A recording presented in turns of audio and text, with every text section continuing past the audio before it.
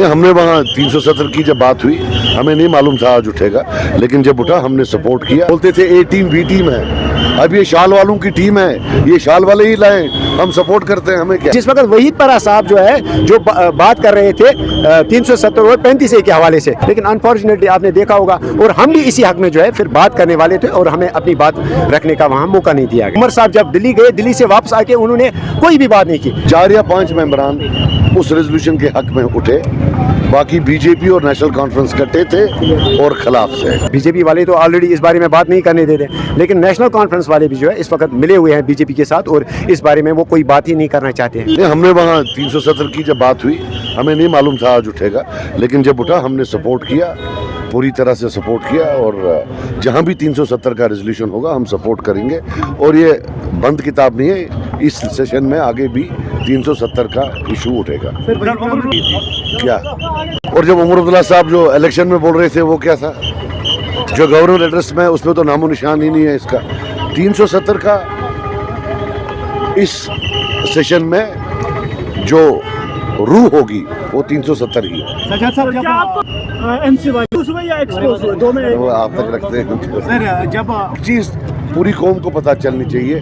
4 या 5 मेंबरान उस रेजोल्यूशन के हक में उठे, बाकी बीजेपी और नेशनल कॉन्फ्रेंस कट्टे थे और खिलाफ से। So it was 5 versus 85। सो अब ये नेशनल कॉन्फ्रेंस पर है, वो लोगों को बताएं वो इसके हक में या खिलाफ। वहीद साहब ने जो है उन्होंने स्पेशल प्रोविजन के लिए कहा था कि आप रेजोल्यूशन लाने के लिए जो है आप प्रोविजन यहाँ पे जो है लाइए, और उसके बाद आपने देखा होगा कि वो नेशनल कॉन्फ्रेंस वाले और बीजेपी वाले तो ऑलरेडी इस बारे में बात नहीं करने दे रहे, लेकिन नेशनल कॉन्फ्रेंस वाले भी जो है इस वक्त मिले हुए हैं बीजेपी के साथ और इस बारे में वो कोई बात ही नहीं करना चाहते हैं। Very unfortunate. जी, आपका लाएअमल क्या रहेगा आगे?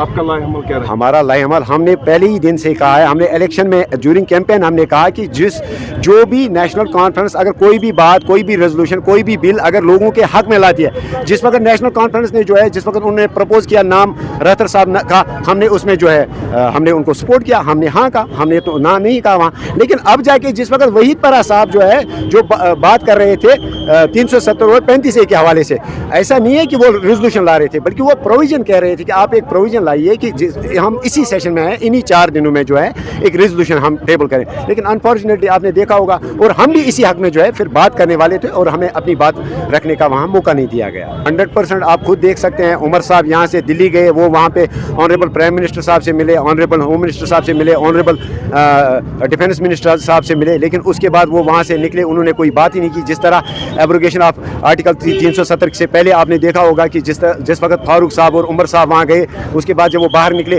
आज तक पब्लिक को मालूम नहीं है कि उन्होंने उस वक्त क्या बात की। और आज भी सेम वही चीज़ आज भी दोहराई जा रही है कि उमर साहब जब दिल्ली गए, दिल्ली से वापस आके उन्होंने कोई भी बात नहीं की। उन्होंने सियासी डेवलपमेंटल क्या बात की वहाँ पे प्राइम मिनिस्टर साहब के साथ, होम मिनिस्टर साहब के साथ, अनफॉर्चुनेटली आज तक लोगों को पता नहीं है और हम मेंबर्स को भी पता नहीं है। ये दिस इज़ वेरी अनफॉर्चुनेट।